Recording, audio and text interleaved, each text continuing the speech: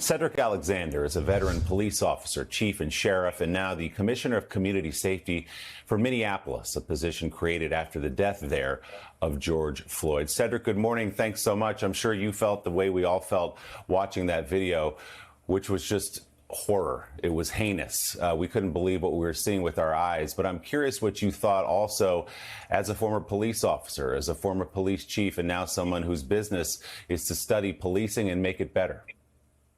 Yeah, good morning, Willie. And sadly, we're back here again and seem like we're back here too frequently. But I truly believe what we all witnessed certainly was just a demonstration of still the work that is still yet to be done in our communities across this country. And the act there in Memphis was sad. It was brutal. It was shocking to us all that watched it the other night when the video was released. But I think it's also a reminder for us in the law enforcement community, and as you saw that demonstrated by Chief C.J. Davis there in Memphis, that we must take swift action when we see these types of abuses take place.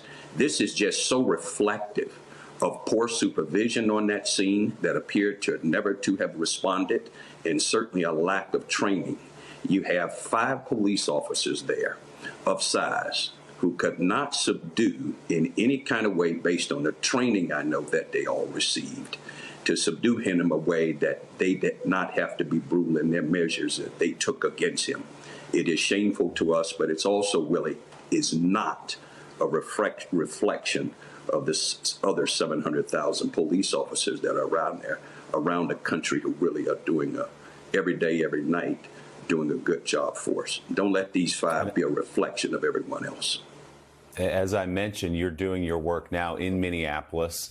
After the murder of George Floyd by a police officer there have been reforms across the country in policing, but clearly we're not there yet. What else needs to happen in your view? Well, I think a lot of things need to happen, even like we're here in Minneapolis.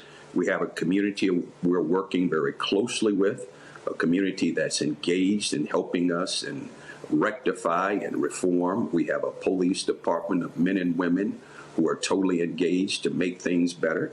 And we're making that effort every day right here in Minneapolis, but across this country as a whole.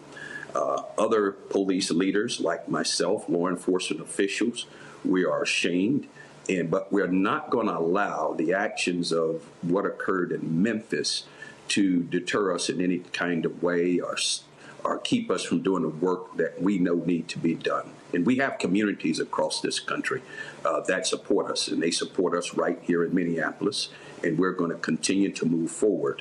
But please, I will say this to the viewing audience and someone who's been in this profession, Willie, for over 40 years. We're going to keep moving forward. We're going to keep putting one foot in front of the other, and we're going to see reforms, and we're going to see communities continue to work with police departments so that we can move past the horror of what we saw the other night and do things that are going to be, I truly think, representative of our country and the communities in which we serve across this nation.